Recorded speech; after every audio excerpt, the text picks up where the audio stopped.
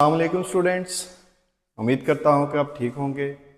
आज हम डिस्कस करने जा रहे हैं चैप्टर 1 कंप्यूटर नेटवर्क का अगला लेक्चर, जो कि है नेटवर्क डिवाइसेस। इस टॉपिक को पढ़ने से पहले हम सबसे पहले डिस्कस करते हैं कि आखिर नेटवर्क डिवाइसेस होती क्या है।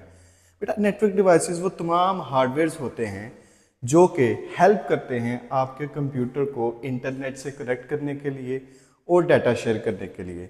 ये एक फिजिकल कंपोनेंट्स होते हैं, जैसे कि मिसाल के तौर पे एक क्लास में बैठे हुए तमाम स्टूडेंट्स अगर आपस में बात करना चाहते हैं तो उन्हें एक मीडियम की ज़रूरत होगी। बिल्कुल इसी तरीकाकार से अगर दुनिया में मौजूद तमाम कंप्यूटर्स एक दूसरे के साथ डाटा शेयर करना चाहते हैं तो उन्हें एक दूसरे के साथ जोड़ने के लिए किसी ना किसी फिजिकल या वायर्ड या वायरलेस जो है डिवाइस की हमें ज़रूरत पड़ेगी। तो आज का टॉपिक हमारा इन्हीं चीज़ों के मुतल्लक है, तो हम डिस्कस करते हैं।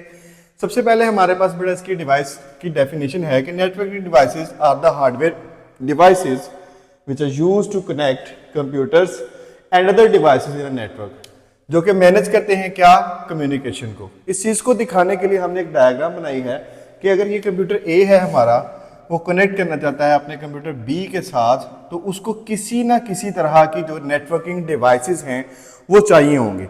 वो फिजिकल हो सकती हैं, जिसके अंदर बहुत सारी हमारी एग्जांपल्स हैं, जैसे हमारे पास जो है वो NIC है, स्विचेस हैं, राउटर है, मॉडेम और वायरलेस एक्सेस पॉइंट।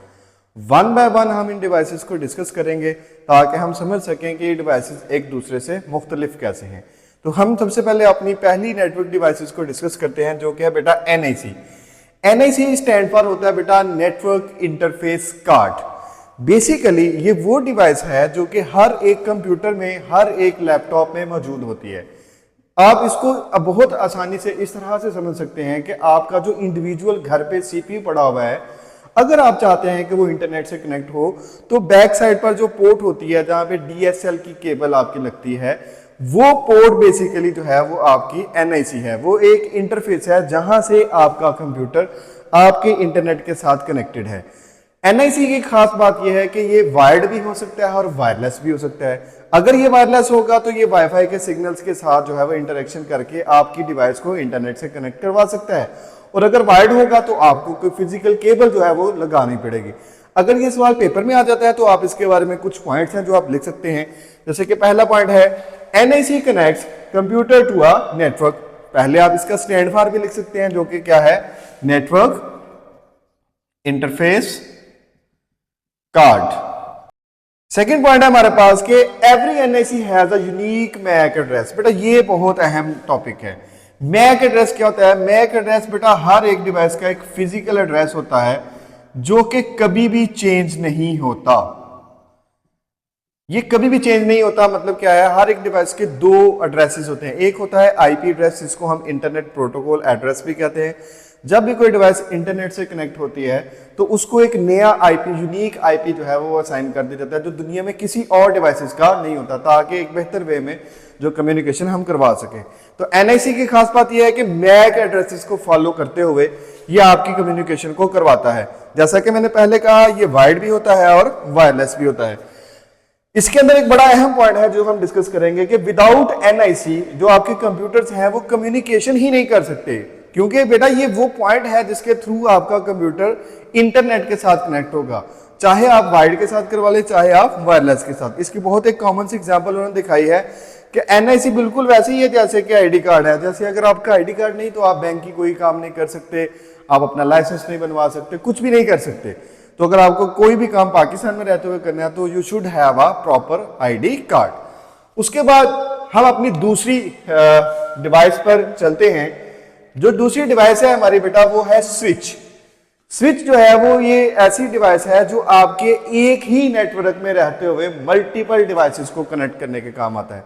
यानी कि फर्ज करें आप एक स्कूल या एक कॉलेज की लैब में बैठे हुए हैं और आपको एक नेटवर्क से आगे मल्टीपल डिवाइसेस कनेक्ट करनी है और उस सेम नेटवर्क में रहते हुए मल्टीपल डिवाइस कनेक्ट करनी है। तो हम जिस डिवाइस का इस्तेमाल करेंगे वो डिवाइस बेटा हमारे पास स्विच होगी। क्या कर सकती है ये? Connects multiple devices in a same network. Same network से क्या मुराद है कि आपका जो ISP है वो सेम होना चाहिए।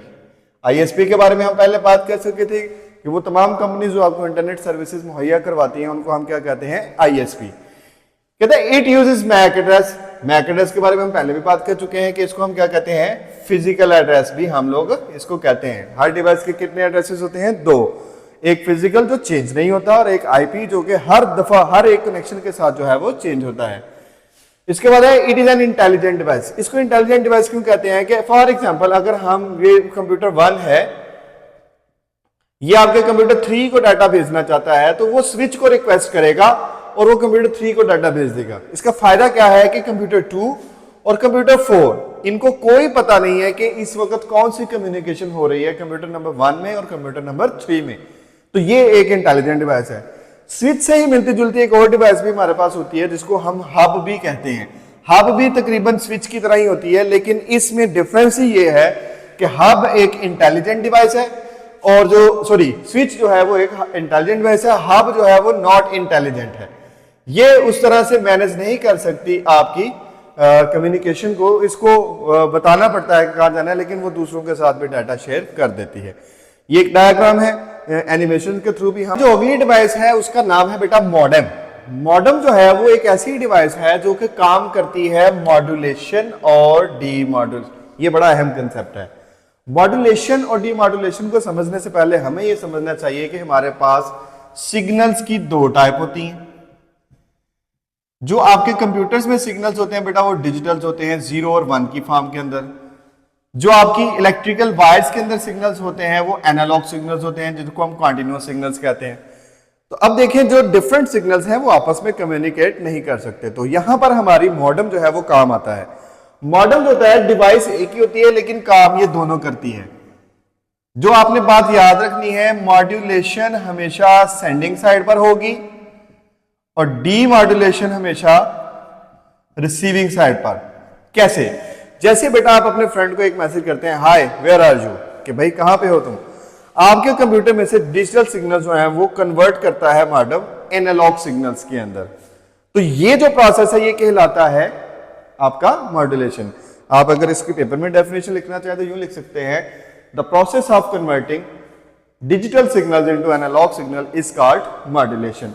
और जैसे कि हमने यहां पे भी लिखा कि डिजिटल सिग्नल्स को एनालॉग सिग्नल्स में बदला जाता है, ये कहलाता है मॉड्यूलेशन। और वाइस वर्सा का मतलब होता है कि इसके उल्ट।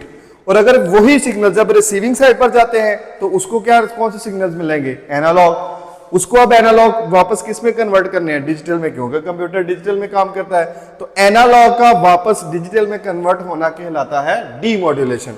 तो मॉडेम बेटा साइमल्टेनियसली दोनों काम कर रहा होता है। जब वो डाटा भेज रहा होता है तो वो एज अ वर्क कर रहा होता है मॉड्यूलेटर के तौर पर, और जब वो डाटा रिसीव कर रहा होता है तो वो वर्क कर रहा होता है एज अ डीमॉड्यूलेटर के तौर पर। इंक्रिप्शन डिक्रिप्शन भी इसी चीज का नाम है।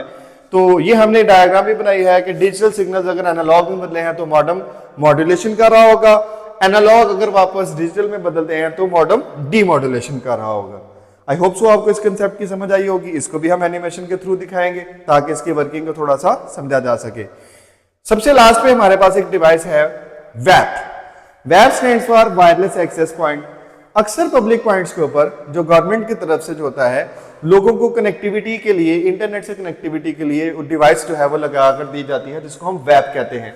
ये बेसिकली क्या होता है कि पीछे से एक फिजिकल लिंक लगता है, या तो ये गोल सी शेप में होती है या ये चकोर शेप में होती है, और मोस्टली पब्लिक पॉइंट्स के ऊपर इंस्टॉल होती है। जैसे कि आपके एयरपोर्ट्स हो गए, शॉपिंग मॉल्स हो गए, बस स्टैंड्स हो गए, वहां पर ये लोगों को प्रोवाइड किया जाता है, ताकि यूनिवर्सिटीज, उनके हॉस्टल्स, ताकि बच्चे मुसाफिर वहां पर अपनी इंटरनेट को कनेक्ट करके अपना काम कर सकें।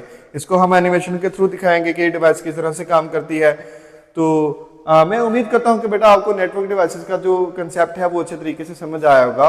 ओवरऑल अगर हम इसकी समरी देख लें तो ओवरऑल समरी ये है कि आपके पास NIC जो है वो आपके कंप्यूटर को इंटरनेट से कनेक्ट करने के काम आता है। ये फिजिकल वायर्ड भी हो सकता है, वायरलेस भी हो सकता है। अगर हम स्विच की बात करें तो स्विच जो है वो मैक एड्रेसेस को यूज करते हुए सेम नेटवर्क की डिवाइसेस को आपस में कनेक्ट करता है। क्या बात है, सेम नेटवर्क में रहते हुए डिफरेंट डिवाइसेस को मैक एड्रेस के जरिए फॉलो करवाता है। राउटर की अगर हम बात करते हैं तो वो डिफरेंट नेटवर्क्स को यूज करते हुए एड्रेस IP वाला यूज करता है और डिफरेंट डिवाइसेस को आपस में कनेक्ट करवाता है। मॉडेम की बात करें तो मॉडेम जो है वो हमारा मॉड्यूलेशन और डीमॉड्यूलेशन में आता है। मॉड्यूलेशन का कंसेप्ट हमने देखा, डीमॉड्यूलेशन का भी कंसेप्ट हमने देखा। और सबसे लास्ट में था बेटा हमारे पास वायरलेस एक्सेस पॉइंट, जो पब्लिक पॉइंट्स के ऊपर लोगों को इंटरनेट की कनेक्टिविटी, वाईफाई वाली इंटरनेट कनेक्टिविटी के लिए दिया जाता है। बहुत अहम क्वेश्चन है नेटवर्क डिवाइसेस के रिलेटेड। उम्मीद करता हूं कि आपको समझ आई होगी। अगर आप कोई पिछला कंसेप्ट समझना चाहते हैं जैसे कि टाइप्स ऑफ नेटवर्क, तो उसके लिए पिछले वीडियो हमने अपलोड की हुई है, उसको जरूर देखिएगा और अपना फीडबैक जरूर कमेंट्स के अंदर दीजिएगा। Thank you so much. अल्लाह हाफिज। अपना बहुत सा ख्याल रखें।